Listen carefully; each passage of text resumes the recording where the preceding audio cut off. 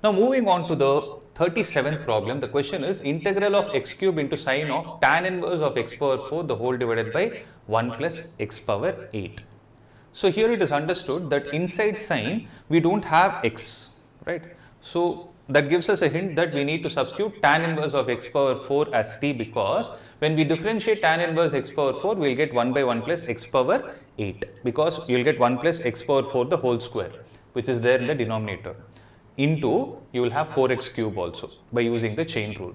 So the solution here is tan inverse of x power 4 should be substituted as t.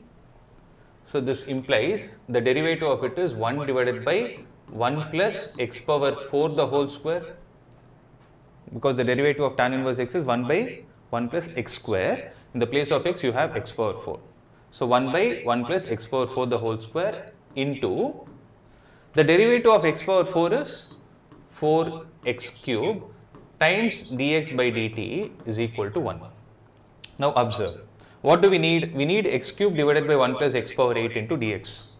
So x cube divided by 1 plus x power 4 the whole square is 1 plus x power 8 into dx. So having said that, if I have only those terms on the left hand side, so x cube divided by 1 plus x power 8 times dx. So what should I take on the other side? I'll take dt to the other side, and the 4 will be brought to the denominator.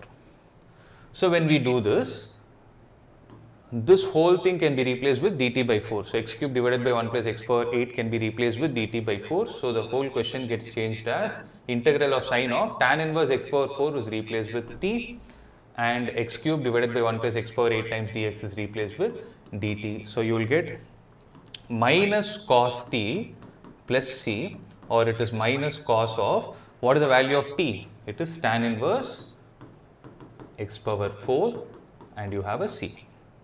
So the final answer will be negative of cos of tan inverse x power 4 plus c.